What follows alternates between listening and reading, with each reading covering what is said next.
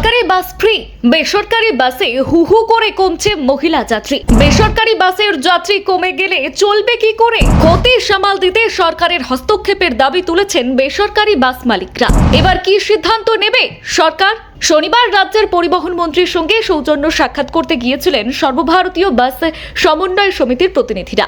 আর সেই বৈঠকে তারা বর্তমান গণপরিবহন ব্যবস্থার বিভিন্ন সমস্যা এবং বেসরকারি বাস মালিকদের ক্রমবর্ধমান সংকটের কথা তুলে ধরেন। বিশেষ করে ডিজেলের লাগাতার মূল্য বৃদ্ধির ফলে যে আর্থিক চাপ তৈরি হয়েছে তা সামাল দিতে রাজ্য সরকারের কাছে শেষ কমানোর আবেদন জানান সংগঠনের সদস্যরা।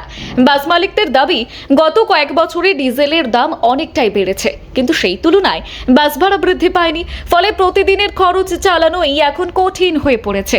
ডিজেলের পাশাপাশি গাড়ির যন্ত্রাংশ, রক্ষণাবেক্ষণ, বীমা, কর এবং কর্মচারীদের বেতন সব ক্ষেত্রেই খরচ বেড়েছে। অথচ বাস যাত্রীর সংখ্যা বাড়ার বদলে অনেক ক্ষেত্রে কমে যাচ্ছে। আর এর ফলে বেসরকারি বাসের পরিষেবা চালিয়ে যাওয়া দিন দিন আরও কঠিন হয়ে উঠেছে বলেই দাবি সংগঠনের। যৌথ বাস সিন্ডিকেট কাউন্সিলের সম্পাদক তপন বন্দ্যোপাধ্যায় সংবাদ সংস্থা পিটিআইকে জানিয়েছেন, রাজ্য সরকারের নতুন সিদ্ধান্ত অনুযায়ী সরকারি বাসে মহিলাদের জন্য বিনামূল্যে যাতায়াত চালু হওয়ার পর থেকেই বেসরকারি বাসগুলি আয়ে বড় প্রভাব পড়েছে।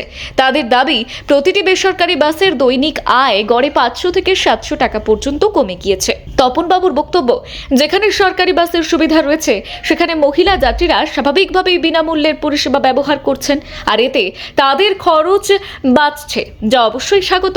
কিন্তু এর ফলে বেসরকারি বাসে যাত্রীর সংখ্যা কমছে এবং সেই প্রভাব সরাসরি পড়ছে বাস মালিকদের আয়ের উপর।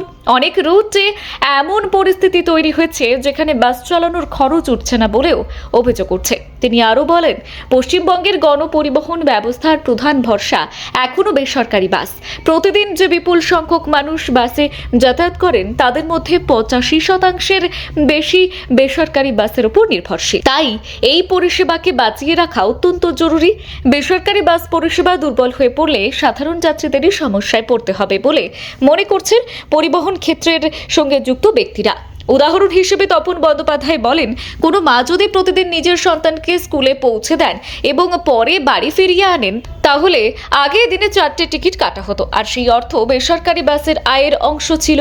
এখন যদি সেই যাত্রীরা সরকারি বাসে বিনামূল্যে যাতায়াত করেন, তাহলে সেই আয় আর বেসরকারি বাসের হাতে আসছে না। প্রতিদিন অল্প অল্প করে এই ক্ষতি জমে বড় আকার নিচ্ছে বলে দাবি তাদের। বাসের সংগঠনের প্রতিনিধিরা মনে করছেন, সাধারণ মানুষের সুবিধার কথা ভেবেই সরকার এই সিদ্ধান্ত নিয়েছে, কিন্তু একই সঙ্গে বেসরকারি বাস শিল্পের ভবিষ্যৎ নিয়েও ভাবা দরকার। কারণ হাজার হাজার বাস মালিক, চালক, কন্ডাক্টর এবং পরিবহনের ক্ষেত্রে যুক্ত অসংখ্য মানুষ এই শিল্পের উপর নির্ভরশীল। আয় কমতে থাকলে তাদের জীবিকাও সংকটে পড়তে পারে।